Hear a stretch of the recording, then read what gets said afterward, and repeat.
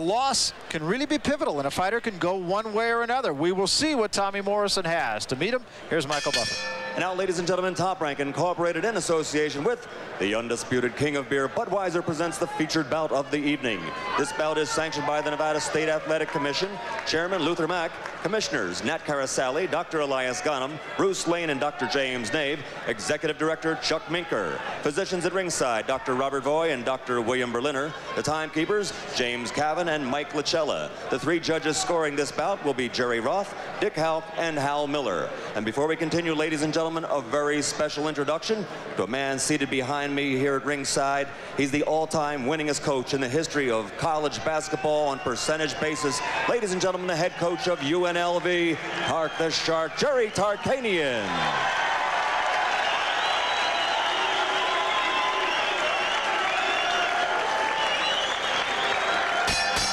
And now, ladies and gentlemen, from the Las Vegas Hilton here at Las Vegas, Nevada, let's get ready to rumble! 10 rounds of boxing. This is in the heavyweight division. The referee for this contest is Richard Steele. Introducing first, fighting out of the red corner, he's wearing the green trunks and weighs in at an even 220 pounds from Bakersfield, California. His professional record is 10-2, 7 of his 10 victories by KO. Ladies and gentlemen, Bobby the Scientist Quarry. And his opponent across the ring, fighting out of the blue corner, wearing the black and red trunks and weighing in at an even 222 pounds. He comes to us from Kansas City. His professional record, 28 victories, 24 by KO, only 1 defeat. Introducing Tommy the Duke Morroson.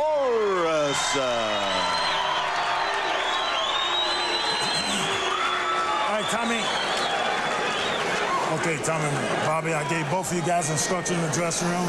I want you to obey my commands at all times. Any question? Shake hands, good luck. There's a look at Tommy Morroson. Well, if bodies win fights, I know where this one's going. Right. There's the before. I wonder what he's going to look like after. Yeah, that's right. Well, Bobby Quarry is a guy who we know can get you out of there, but you have the feeling that he could be the receivee here. Yes, and he does have the Quarry problem of cutting very badly, sometimes at the opening instructions, which is not going to help him. Bad idea.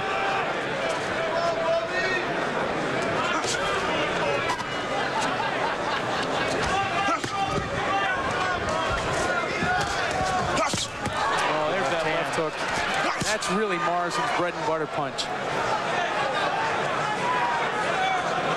Morroson says he wants to box a little bit more.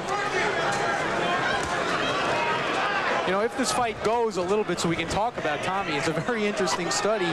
You know, his loss to Mercer is one of the biggest arguments I could make for the psychological aspects of boxing, because he fought 3 perfect rounds against Ray and then completely unraveled.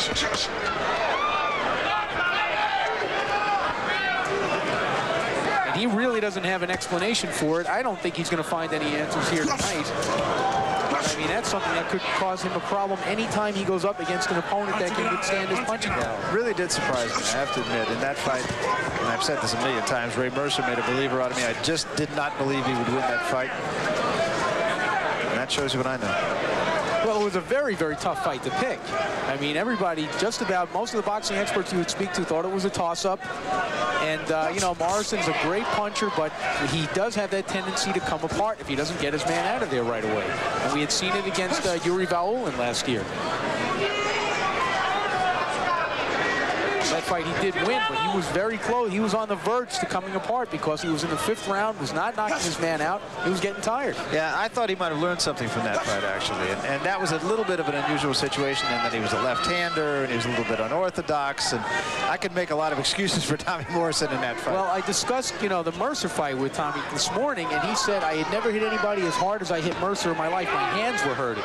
So that tells you something right there. Everything was going his way, and Mercer was still there. Uppercut and shot to the body by Morroson. And again, Quarry will try to fight Morroson, for better or worse. Quarry actually didn't cover up badly on the ropes there.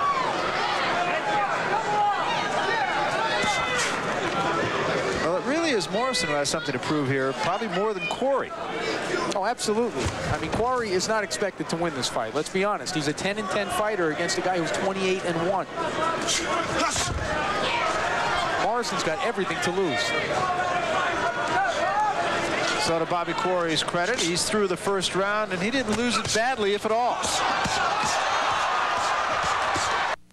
When what you eat and drink gives your stomach. And just when it looked like Bobby Quarry had made it out safely, here's the final 5 seconds of round 1, and Mercer really working him over. And there's a cut from someplace, and I honestly can't quite tell where on Bobby Quarry. But he came out from his corner bleeding.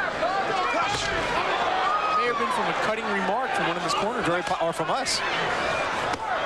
There's a right hand by Quarry. And that's his bread and butter shot. We saw him knock out that other opponent, Dave Kilgore, with it. That's the punch he wants to land.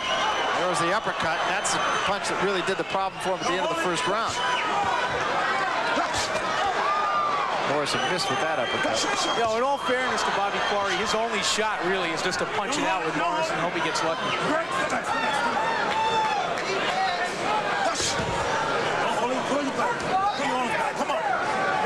Morroson just loading up now. He's forgetting about the jab. You know, he had also told me that he wanted to box a bit more today and prove to himself that he could go the distance. I don't think this is the fight he's going to do that. Actually, that cut is from the chin. Yeah, of all places. Yeah.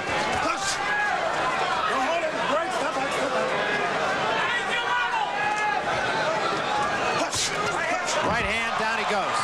Crashing right hand. I don't think he's getting up. That's it. Over. He's out. Well, you don't draw it up any more perfect than that one.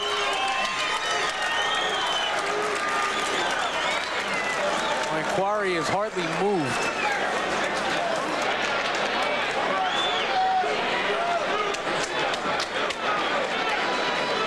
And they will keep Quarry down. And now he sits up. He appears to be okay. He was on the receiver.